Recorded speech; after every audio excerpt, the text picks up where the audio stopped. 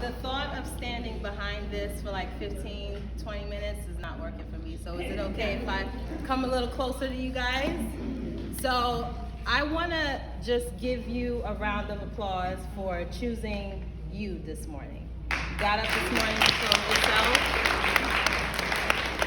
And so, okay, I'm going to remember that you're recording me and stop moving. So, okay.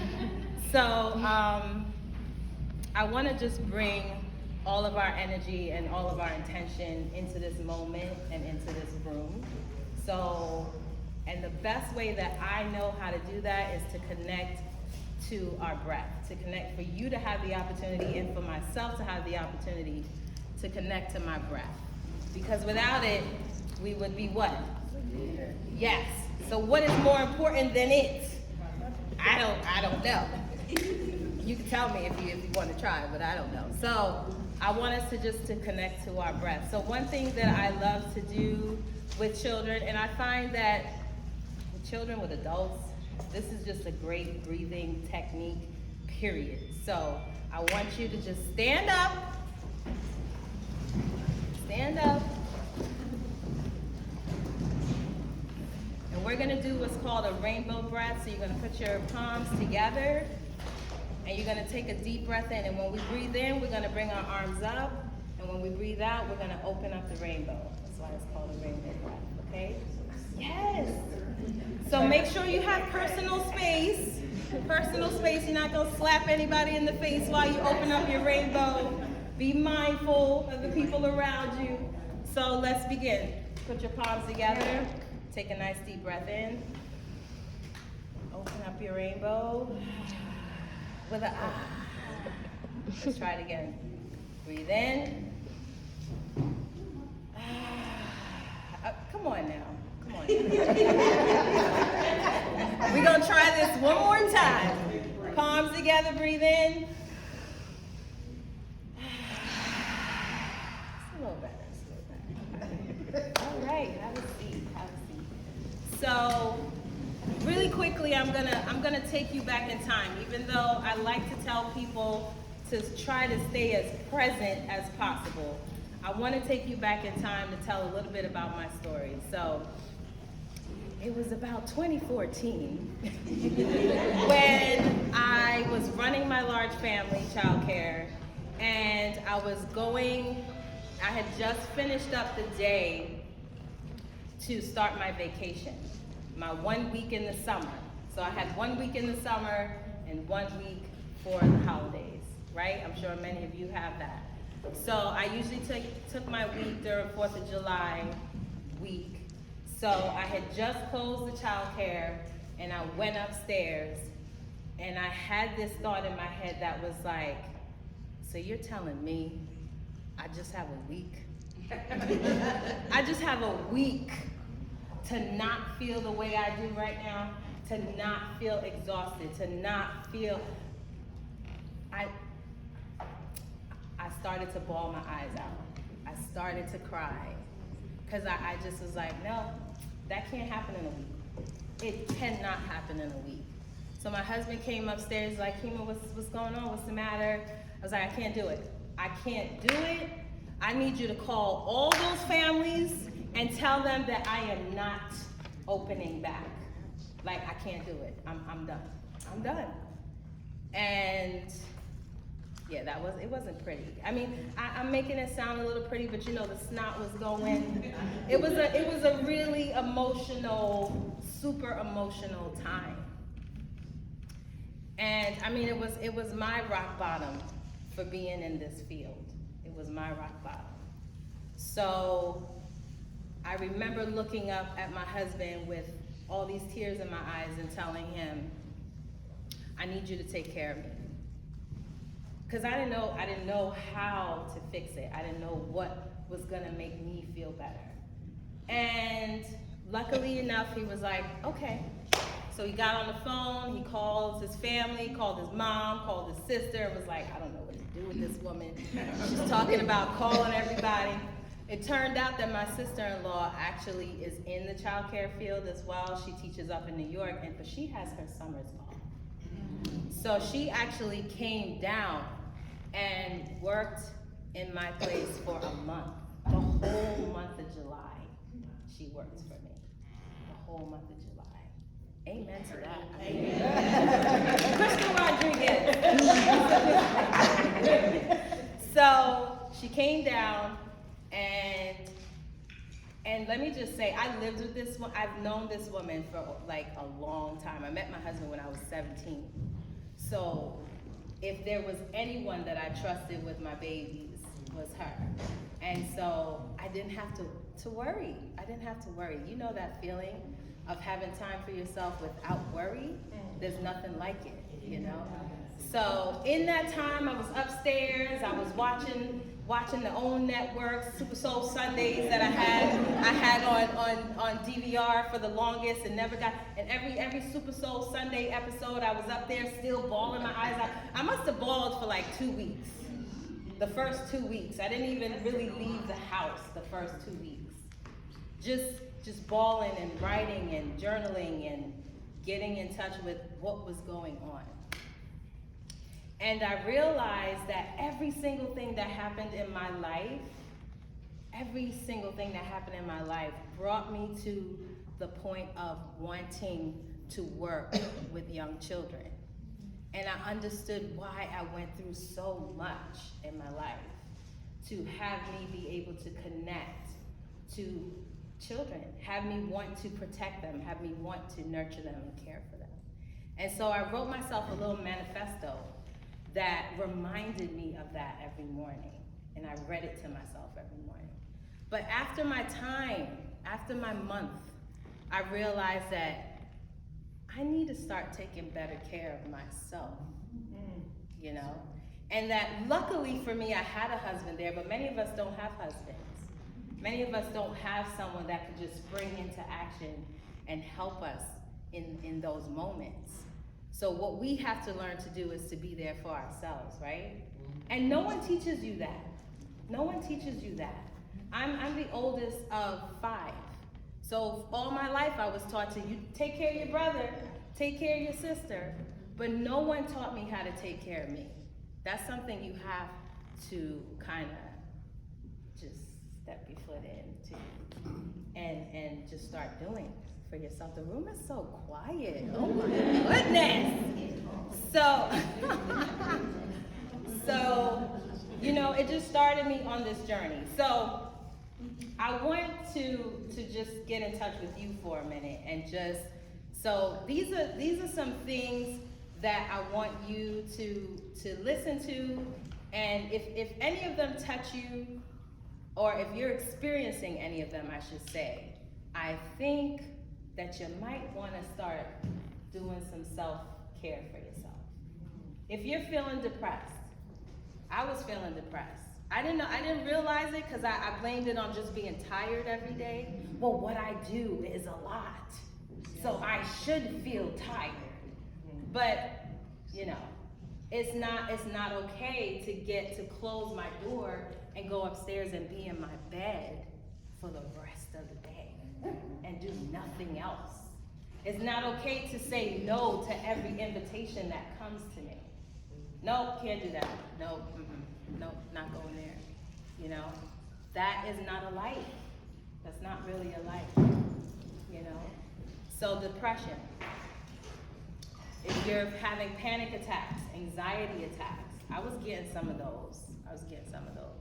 Heart palpitations, chest pains, high blood pressure, yep, had that. I'm sorry? Check. So, insomnia. That's a big one that many of us experience. Why can't we sleep at night? That's a big one. If you're plotting your escape,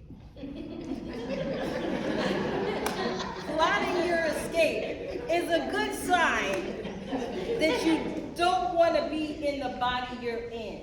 You don't want to be in the life you're in, right? So it's a good sign that you may want to start practicing some self-love, some self-care for yourself. So I'm gonna share some things with you that I started to do that really, really started to make me feel good. And I'm gonna tell you, once you start stepping into this whole arena, a whole lot of things change in your life. A whole lot. Don't say Kima Bellardo didn't warn you. Okay? So if you start losing some friends, losing, because people are used to you being who you are right now. But when you start to change, the things around you, the people around you, and the circumstances around you start to change. So don't say I didn't warn you. So some things that really helped me was journaling. Like I said, when I was going through that whole, purging, releasing, I wrote a lot, and I still write all the time. I have a lot of journals. And I keep them because it's good to go back and see where you were and how far you've come, right? Because every time we're experiencing something heavy right now, we always think, I can't get through this. But when you look back, you're like, wow, I got through some things, So journaling, drinking lots of water. Let me just tell you, water changes your whole frequency, okay? Drinking some cool water, actually. I like cool water. I do it with the children. One of them is acting a little wild. Would you like a glass of water? I mean, they're like, what?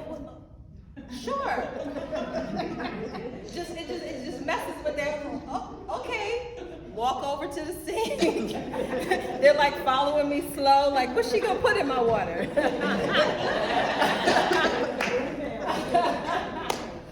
So, a nice cool drink, drinking lots of water, it just helps, it just changes things. We're talking all the time. It's a good self-care thing to do for yourself. Those cliche things of going for massages, I'm sorry. Massages is great, but I want you to also think about some deeper things, because sometimes we do things like, well, I'm gonna go out and have this big fancy dinner or this big beautiful drink, and those things, they kind of just like, they make you feel good for the time being. But I also want you to think about things you can do that's a little bit deeper. Painting, getting in touch with your inner child. Because one of the reasons why you're caring for young children is probably because your inner child wants to play. Your inner child wants to play. So how do you allow your inner child to play? Do you dance? Do you paint? Do you sing? What do you do? Most people want to do those things secretly. We're all rock stars in our house, secretly, we all want to do those things. We all want to do some form of art or something. So let your inner child play in that way. That's also a beautiful thing to do for yourself. Actually, you know what? This is the most powerful thing you can do. It works for me very well. It's prayer. Okay? Getting in touch with whatever, the universe, God, whatever. Because I'm telling you, when you in those low spaces, it feels good to know that someone is there that you can call on, right? That always shows up. So I go there. I'm just sharing with you what I do, in hopes that it will help you and you will grab onto whatever bit that resonates with you, right? So affirmations. Affirmations is also a good one, okay? Saying things over and over and over and over in your head really, really works. Really, really works. Really well. I actually had to use affirmations recently, because sometimes it's like a toolkit. You start gathering these tools that make you feel good, right? And then sometimes you start using some tools more than others, but I had to go back to some affirmations recently. because I was starting to feel, you know, it's checkpoint time soon, right? Right? Yes. So I was starting to feel it. I was starting to feel it. That stress. And so on my way to work, and I'm blessed to walk to work every day. I love it because it's my time. I love being outside. That's, again, something that I do for myself. Everyone at my job thinks I'm crazy because I walk to work. Kima, what? It's okay. It's okay. I'm okay. So, you know, but on my way to work, I say these affirmations over and over and over and over and over again. One of my favorite affirmations to say is thank you. Thank you. Thank you. Gratitude is one of the most powerful things to feel in your day. So, I actually, because I was inspired by this event, made an ebook of 21 affirmations for early educators. All of the ones that I have been storing up in my phone. And let me tell you how amazing our intuition is. I took these affirmations out of my phone just in time because my phone was stolen last night. And I write a lot in my phone. So I actually took some of my stuff and compiled this together just in time, right? So follow your intuition. I'm gonna leave you with that.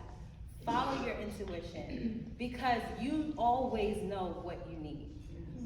Don't ignore it. So when you get that bug that tells you you need a massage, or you need to go exercise, you need to go join somebody's gym and release some stress. When you start hearing these things, don't ignore it. Don't ignore it. That's the little voice inside of you that knows how to care for you. Okay? So I'm gonna leave you with this affirmation, if you could just say out loud with me. I am worthy. I am worthy of caring for myself. of caring for myself.